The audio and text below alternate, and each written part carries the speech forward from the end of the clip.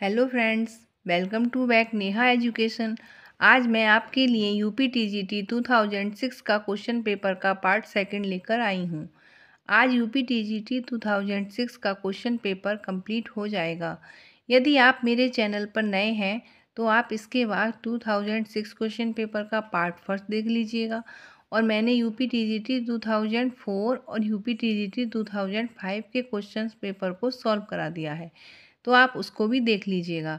आज की प्रेरणा है, ज्ञान से बड़ा कोई दान नहीं और गुरु से बड़ा कोई दानी नहीं। ठीक ही कहा है कि ज्ञान से बड़ा कोई दानी नहीं हो सकता और गुरु से बड़ा कोई दानी नहीं हो सकता। ऐसे ही मेरे मन में ख्याल आया कि मैं भी एक चैनल खोलूं और मतलब जो मेरे अंदर है शिक्षा देने का वो मैं दूं। आपके लिए बहुत बेहतर करने की कोशिश में लगी हुई हूँ।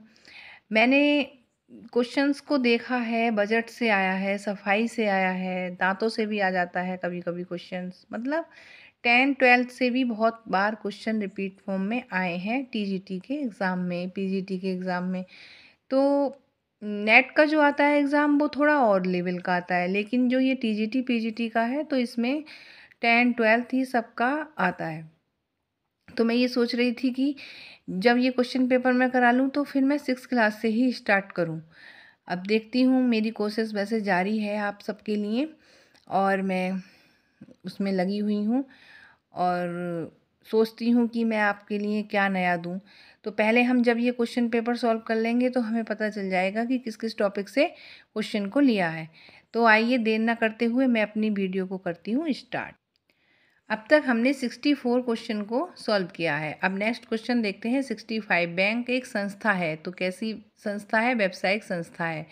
बचत का एक प्रमुख प्रयोजन है भविष्य के आवश्यक और आकस्मिक व्यय के लिए। भविष्य में मतलब मान लीजिए हमें बहुत हाई पढ़ाई के लिए जाना है और कभी अचानक से मतलब ये त्योहार वगैरह आते हैं, आकस्मिक व्यय जैसे शादियां वगैरह हो जाती हैं और मतलब कभी कभी दुर्घटनाएं भी हो जाती हैं या घर में कोई व्यक्ति बीमार हो जाता है, तो ये आकस्मिक और भविष्य के खर्चे होते हैं जिनके लिए बचत का एक प्रमुख प्रयोजन होता है।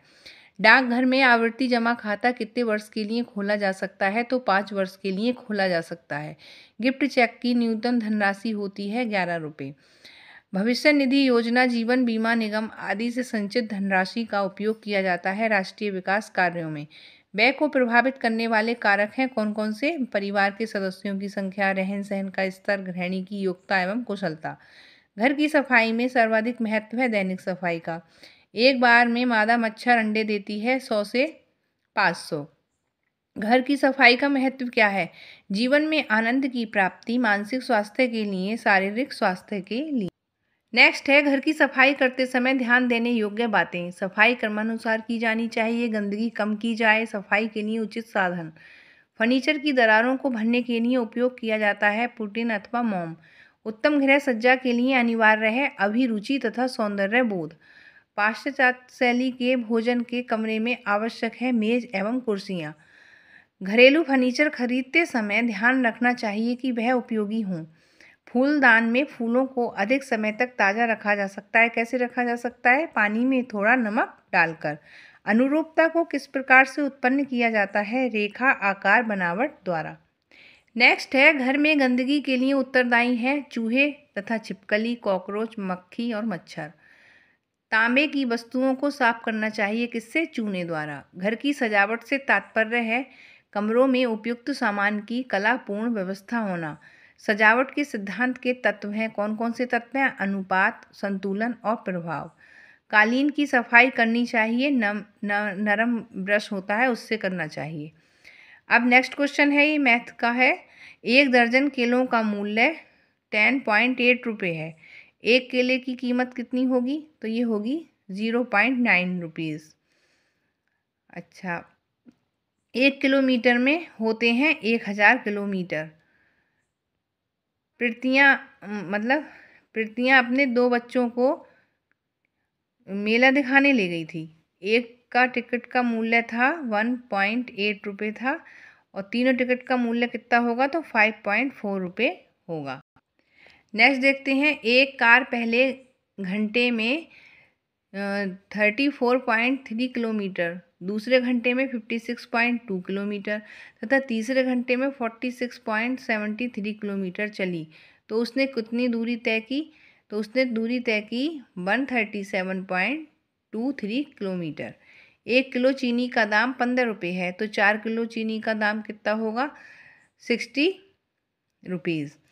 जल एक यौगिक है जो निम्न तत्वों से मिलकर बनता है। तो ये हाइड्रोजन तथा ऑक्सीजन से मिलकर बना होता है।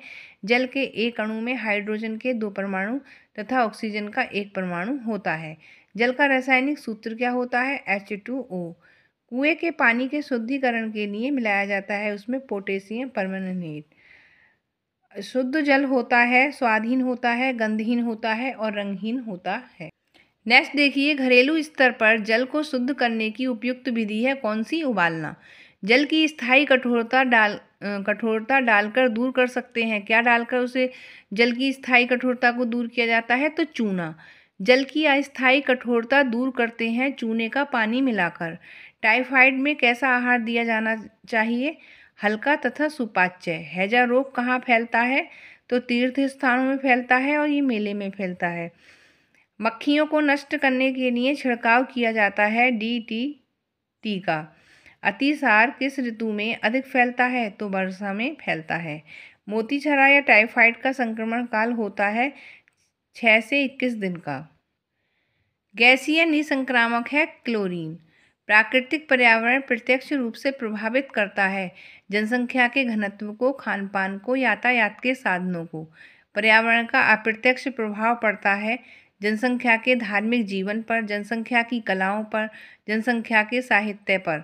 पर्यावरण दूषित होने का मुख्य कारण क्या है? जनसंख्या। ध्वनि या शोर की इकाई क्या है? डेसिबल। किसी भी परितंत्र में कालांतर में जीवों की संख्या स्थिर हो जाती है। जीवों की संख्या स्थिर होने के लिए कारण क्या है? अपघटक, उत्पादक और उपभोक्ता। चेचक के जीवाणु का नाम क्या है? Variola virus. भोजन को विषाक्त बनाने वाले अतिरिक्त कारक हैं परजीवी, रासायनिक पदार्थ, जहरीले पेड़ पौधे व जानवर। दूषित भोजन से फैलने वाला रोग है हैजा। वायु द्वारा फैलने वाला रोग है खसरा। प्रतिजैविक औषधि है स्ट्रेप्टोमाइसिन। मलेरिया रोग में शरीर का ताप ज्वर हो जाता है 110 डिग्री फ़ारेनहाइट। सिलाई किट बॉक्स में एक वस्तु नहीं रखी जा सकती। क्या नहीं रखी जा सकती? मैंने ये ऑप्शन लिख दिए हैं। देखो, फीता भी रख सकते हैं उसमें, कैंची भी रख सकते हैं, मिल्टन चौक भी रख सकते हैं, लेकिन सिलाई मशीन को उसमें किट में नहीं रखा जा सकता। ये तो कॉमन सी ही बात है। नेक्स्ट आता है 5 वर्ष की बालिका की बेबी फ्रॉक बनाने के लिए कितना कपड़ा लगेगा? तो मतलब 1.25 मीटर, यानी कि 1.25 मीटर हो गया ये। कटाई से पहले कपड़े पर चिन्ह लगाने के लिए प्रयोग करते हैं मिल्टन चौक का। कपड़ा काटने का उचित स्थान है मेज या पटरे पर फैलाकर। रेडीमेड कपड़ों के निर्माण में नाप की किस विधि का प्रयोग किया जाता है? तो चेस्ट सिस्टम। सिलाई करते समय अस्तर का कपड़ा जोड़ने के लिए लगाते हैं हेमिंग टाका। कपड़ा काटने के लिए कैंची की लंबाई कितनी होनी चाहिए? 20 से 25 सेंटीमीटर। धूल एवं चिकनाई मिलकर बन जाती है मैल। पेंट आदि के दाग छुड़ाने के लिए क्या प्रयोग किया जाता है? तारपीन अथवा मिट्टी का तेल। किस पद्धति में संचार कार्यकर्ता किसी वस्तु के व्यवहार के तरीके बताते हैं? पद्धति प्रतिपादन और परिणाम प्रतिपादन। तो हमारे ये 125 क्वेश्चन पूरे होते हैं। 2006 का ये क्वेश्चन पेपर मैंने पूरा कंप्लीट करा दिया है।